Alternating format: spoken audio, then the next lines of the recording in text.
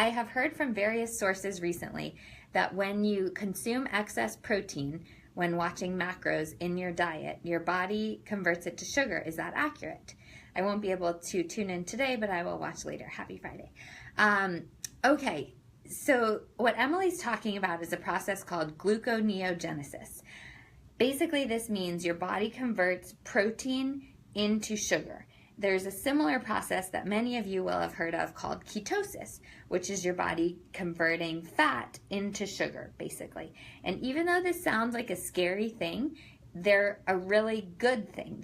We are evolved to have gluconeogenesis and ketosis to save us because our body runs off of glucose. Glucose is our body's fuel. Our body needs glucose all the time. Your brain operates off of glucose. It's just your body needs glucose running through your system. So in the absence of any glucose, like if you don't have any vegetables or any fruit or anything like that, and you have a lot of protein, your body will convert that protein into glucose in order to power its daily activities. That's called gluconeogenesis. But this is a great thing. This is just designed to keep you alive. So if all you ate all day was protein, you're still going to live because your body knows how to convert that into the sugar that then you use to power through your day. It's not a bad thing. I, of course, recommend that you don't just eat protein, that you also eat fat and carbohydrates, especially carbohydrates from vegetables, because those have so many long-term health benefits. They keep you energized, they keep you satiated and full, they reduce cravings, all these kind of things. You know that I love vegetables, but let's say that you only wanted to eat protein. That gluconeogenesis process is designed to keep you alive. So Emily, don't necessarily be scared of it. It's not that your body's turning it into sugar and then all of a sudden you get fat or something like that. It's really that process is designed to keep you alive. That said, there are some concerns of consuming too much protein. Many people are concerned for their kidney and liver, and if you do have kidney and liver issues already, I would tell you don't consume a super high protein diet.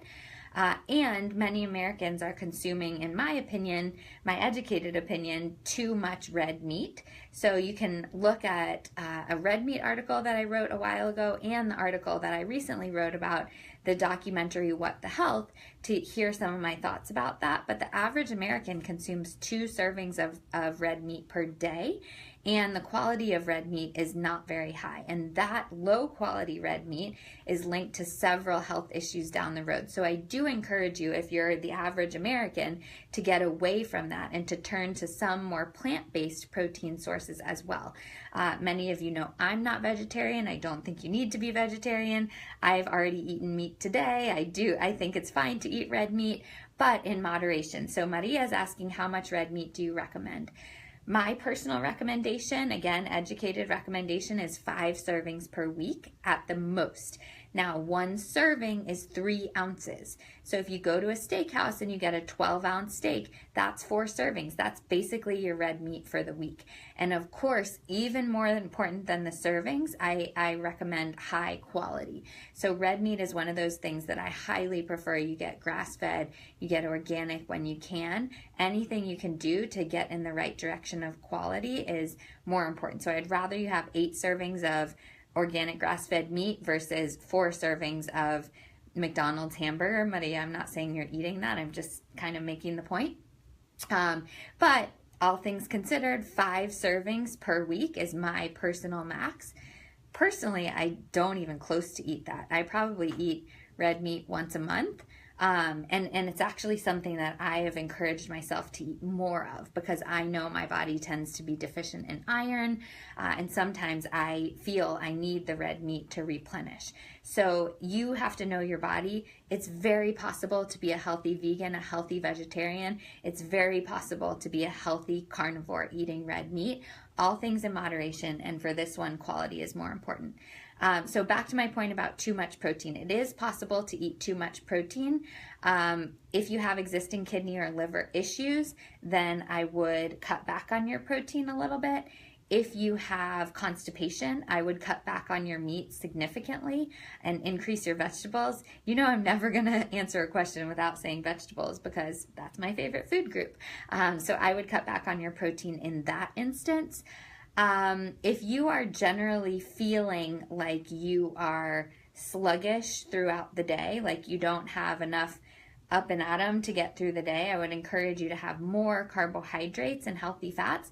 Carbohydrates in terms of vegetables primarily, but that'll have more balanced energy throughout the day as opposed to just feeling kind of like heavy, lethargic all day if all you're eating is protein. How much protein do you eat? I generally recommend about 30% of your diet to be protein. Now, I do not recommend counting every calorie for almost anyone, and I don't think everyone needs to watch their macros or anything like that. If you consume a source of protein every single time you eat, that might be a little bit of egg whites. Whites have protein, yolks have fat. That might be some chicken, that might be some beans, that might be some chia seeds, some yogurt, some lentils, something like that. I think you're fine. I don't think you actually need to count your macros, but people always ask me number. In general, I think if you take your body weight in pounds and you divide it in two, that's a really good starting place. So if you're 200 pounds, you have about 100 grams of protein. If you exercise, I would add more. So I would go up to like 75% of your body weight, but somewhere in between that 50 to 75% of your body weight in pounds, that's how many grams of protein I would recommend for you. Unless, of course, you have the kidney issues, things like that I talked about.